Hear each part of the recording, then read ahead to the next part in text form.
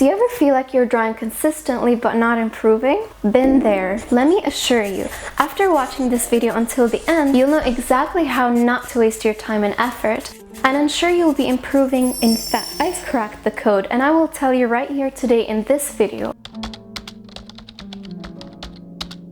While you sketch, do not pressure yourself to complete each and every sketch. Here's the thing.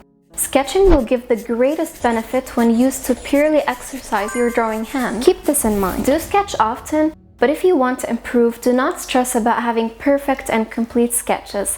Instead, just do it to practice. 2. Something that will really help your art to improve is observing from real life and practicing line art from live references. Realism is an essential building block for art. Anatomy books can help. If you want to perfect your human anatomy books can be full of golden references and explanations to level up your understanding. Just pausing for a second to tell you to like this video if you do, and also to subscribe to my art channel. 3. References are extremely very important. You will find it very slow and hard to level up unless if you look at references. Here are some tricks I learned. Go outside and use your smartphone to take pictures of buildings, objects, people, and scenery in your neighborhood, school, university, or just even at home. You could install Pinterest and create a Pinterest board. Then browse through the visual search engine and save reference photos for your board. Know where light comes from. This is something I as an artist neglected for over 10 years and kept avoiding it. But when I was taking an internship at Imperia Online in Sofia, the art director told me, "Hey, look, your light and shadow is crappy and your forms look flat as walls. Understand light and shadow if you want to improve." When I did tackle this issue, my art seriously evolved. So make sure you do not do the same mistake I did, and focus on dimension, light, and shadow. If you're enjoying my company, you could buy me a coffee. I left the link in the description. 5.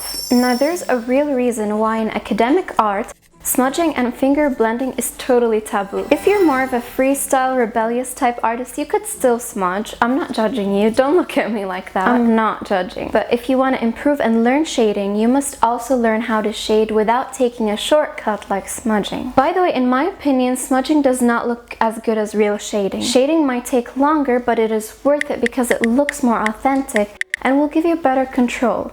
Anyways, do whatever you want. 6. YouTube and courses. There are many artists on YouTube who give theoretical and practical lessons. Basically, I have learned 900% more by watching YouTube videos than anything I've learned attending my university lectures.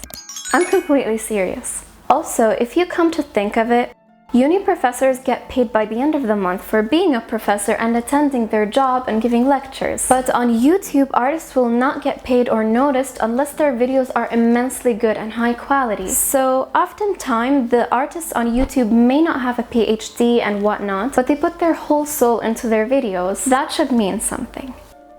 I'm so happy YouTube exists. 7. Point number 6. Obviously, do practice every day or at least every other day. It could be anything. It doesn't necessarily have to be sketching. It could be painting, digital sketching or painting, oil, 3D, watercolor, basically anything, as long as you keep consistently creating art.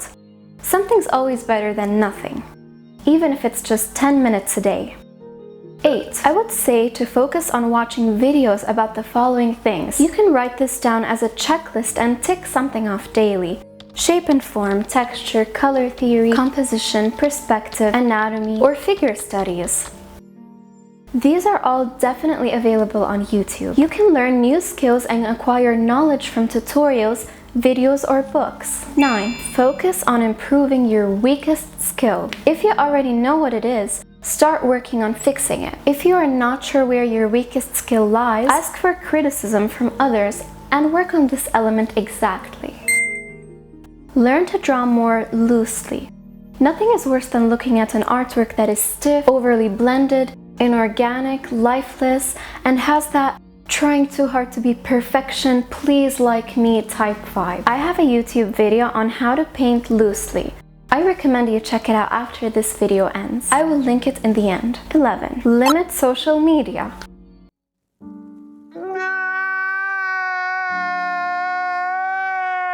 I find social media to be a double-edged sword. Here's the deal.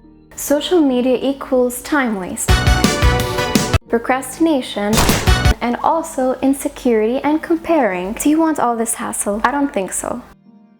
Social media ate years of progress and self-love for me. This is why many people who know about the huge cons of social media, well, they just keep it off their phones. Consider this. We could keep social media on our laptops because this way it is way more difficult to mindlessly waste time on it. To be honest, I'm an anti-Instagram person. I do have an Instagram, but I'm mostly inactive there. I just post from my laptop to keep my friends updated. Some people who use social media for business purposes open it through their laptop and can still do the work without getting addicted. 12.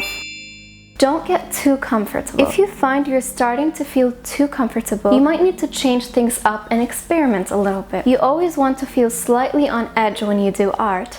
You have to often feel like you're exploring or inventing something new. Otherwise, art would be pretty boring, wouldn't it? Thank you for watching this video. Subscribe to not miss out on any more art, lifestyle, creativity, and self-improvement content.